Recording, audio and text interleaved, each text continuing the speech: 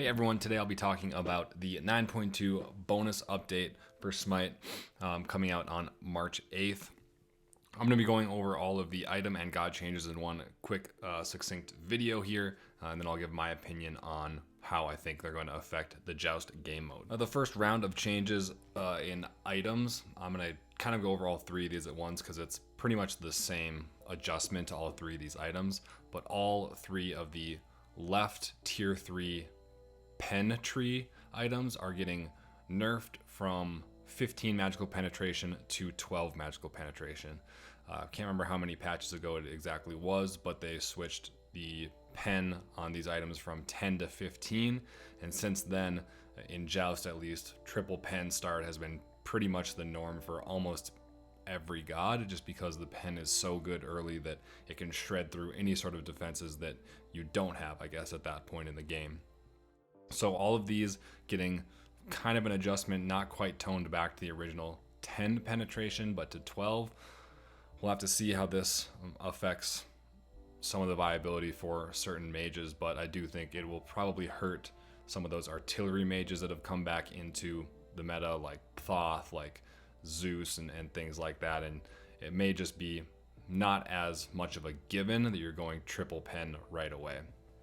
So yeah, that's the adjustment for all three: Spear of the Magus, Divine Rune, and Spear of Desolation.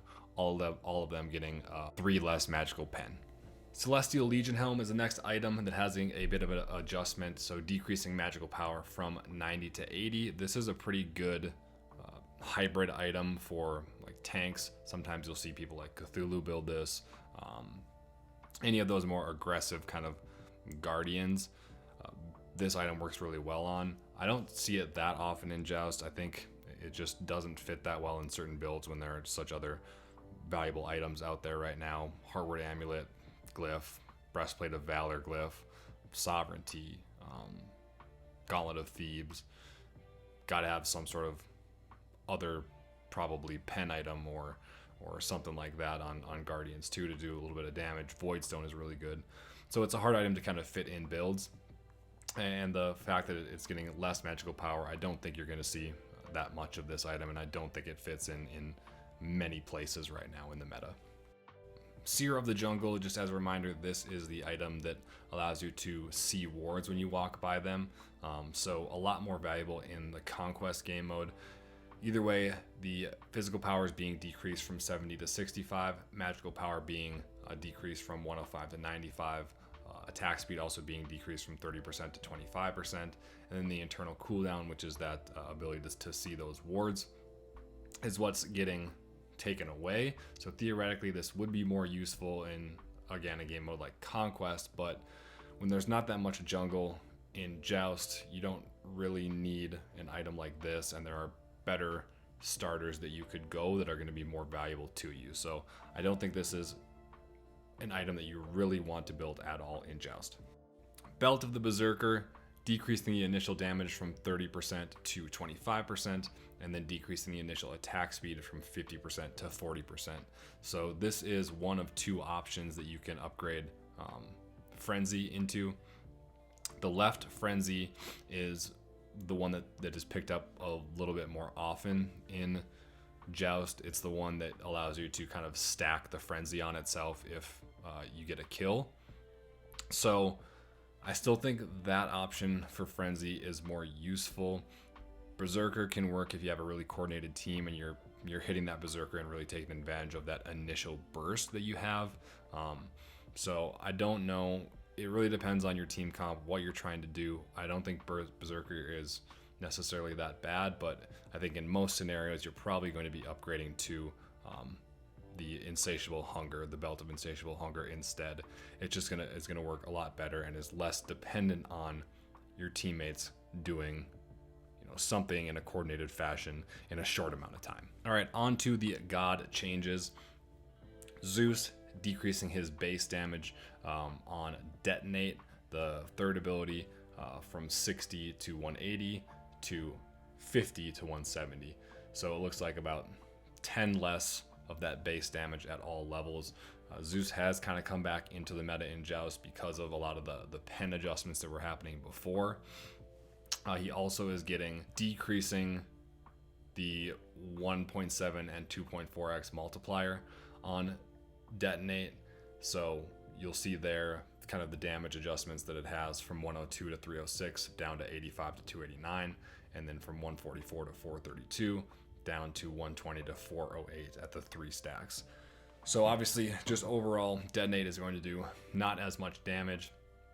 This change, along with the penetration changes, I do think it will kind of push Zeus out a little bit more in Joust compared to where we've seen him. He does have a lot of abilities that kind of can push enemies, but I think he relies a lot on snowballing early, and there are just a lot of gods that can jump him still, even with his increased mobility from the shield being deployed. So I think he'll be probably more of a mid-tier god in Joust. Works with certain comps, but you really do have to kind of play around what he's trying to do. Soul, Unstable Manifestation, decreasing the buff on her basic attacks while at max heat, from 20% damage to 15% damage. I think Soul will always be a strong god in Joust because she has that ADC kind of tower and objective shred ability mixed with pretty decent poke in her kit, and then an ultimate that is also CC immune, so she's fairly safe, and then an untarget ability too, which makes her even safer. So she's going to do a little bit less damage while at that max heat, but I don't think this is really going to adjust her in any way as far as being viable for Joust. She will still be one of those top picks, especially if you need somebody who can shred towers along with doing that mage damage. Izanami, decreasing the base physical power from 36 to 34 and decreasing the base attack speed from 0.95 to 0.92. As it says right there, you can see that it's mostly balanced around Conquest here. The early ability for her to clear just with her auto attacks is mostly why you pick Izanami. Making her worse early obviously makes her worse in Joust because Joust is even more important to have that early game. A lot of the game comes down to whether you can fight the red or contest your opponent's blue or not have your blue stolen in that first fight. So because she's worse early, I think she's going to be worse in Joust than she was before, and she wasn't necessarily really a high value pick either way here. I think she can be okay in some certain scenarios, and she can solo buffs and fire giants and things like that if you're being sneaky with her, but I wouldn't necessarily put her up above middle of the range hunter. You still have the Medusas, the Chirons, the Onhers of the world that probably perform better in Joust specifically. So Shiva is the newest god to the Smite roster. Obviously, you can't play him in ranked Joust yet, but in my experience with him so far, he has a pretty good kit for Joust, especially as a secondary tank. I think of him very similarly to like Horus, kind of has a similar kit where it's a long range. You can get the enemies in a position where they're knocked up or in a place that they don't want to be in for a pretty decent amount of time. And because he's had a lot of success in pretty much all game modes, looks like they're nerfing a few things in his kit. Emblazoned Sweep, decreasing the physical power scaling from 60 to 55%. So percent scaling kind of does make a pretty big difference over time in the game. So we'll see a little bit less damage on that first ability. Shiva Tandava, which I believe is his ultimate, is decreasing the physical power scaling from 50 to 45% on the Destruction Dance, and then decreases the scaling from 25 to 22.5% on the Amplification Dance. So a little bit less damage on his ultimate. Probably the right thing to do, since his ultimate also has 6 full seconds of CC immunity built into it. So yeah, a little more toned down on the damage for Shiva. And then Pillar of Dawn, the initial dash ability that he has, decreases his damage, or he gets 40% mitigation right now. That's going down to 30%. So he's going to be a little bit easier to punish when he finds himself out of position and dashes. He's not going to just be able to sit in that Pillar of Dawn and not take damage with the entire enemy team focusing him. I do think once he comes out in ranked, He will be one of a number of like higher tier warriors, but not necessarily bannable. Like I mentioned before, anytime that you would pick Horus, I do think Shiva could work in kind of the same capacity. Horus has a little bit more survivability because he can go through walls and he has more heals built into his kit, but I think of them as a very, very similar kit. So he'll be good. I don't think he'll be bannable. Gilgamesh, always been a very, very good Joust pick just by the nature of his kit, is also getting a few more nerfs. So Hero's Advance, which is his jump, decreasing the physical power scaling on that from 50 to 40%, and then Winds of Shamash, decreasing the physical power scaling on that from 50 to 40%.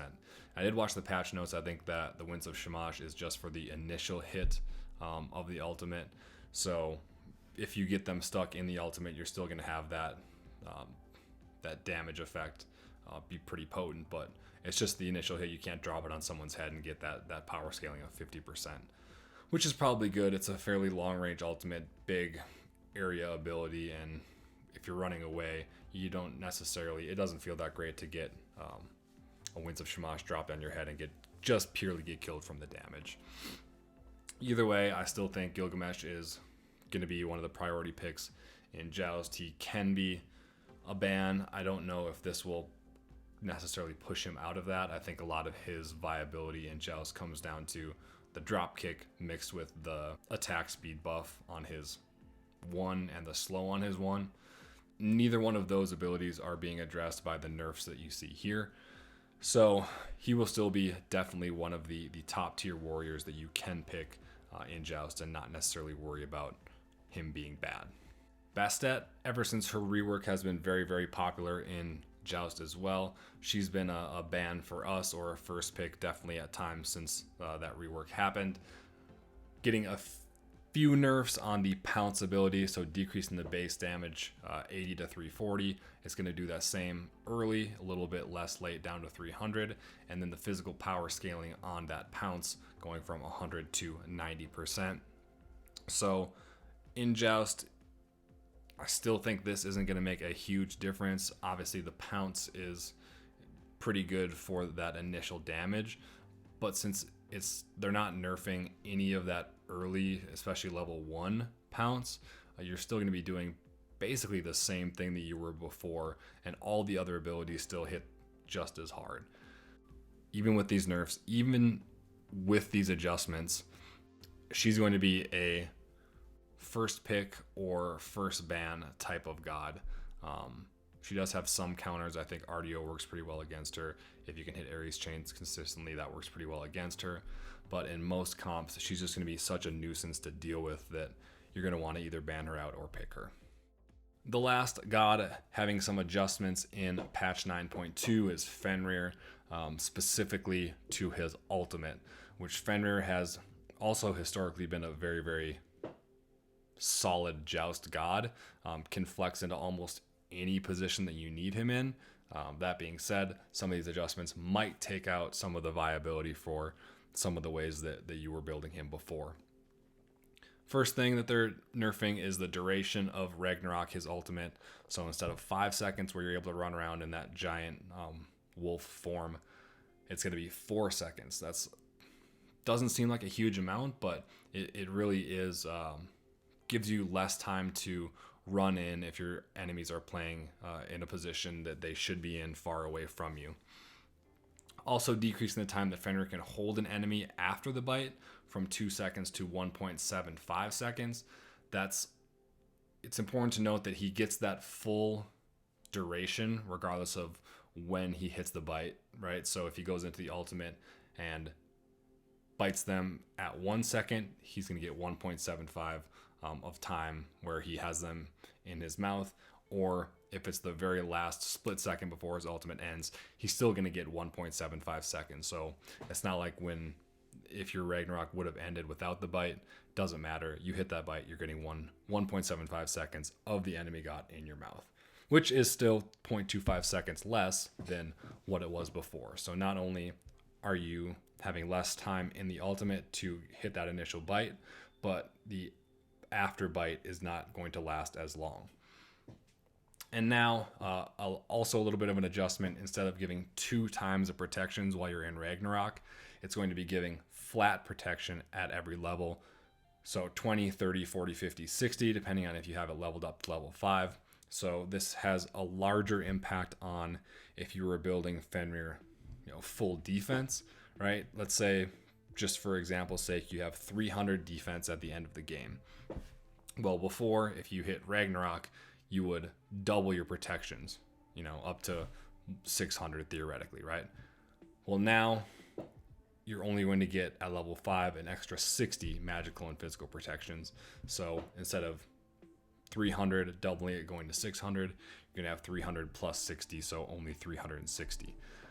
Makes him a little bit less tanky, easier to kill, so now he will be able to be punished a little bit more often when he's in his ultimate. I still think because of the nature of his kit, he'll still be good in Joust. He just may not be quite as high or quite as utility as he was before. That's it. That's a 9.2 bonus update notes. This patch is going live on March 8th. Again, just as a reminder, if you enjoyed this video, if you learned something, if you think it'll help you win more Joust games, make sure you give it a like, follow me, subscribe, follow me on Twitch. I do have a Discord also where we have a few Joust people in there talking about strategies and teams and comps and builds and things like that. So if you do want more information, you can always join that. But I hope you guys enjoyed, and I will talk to you guys next time.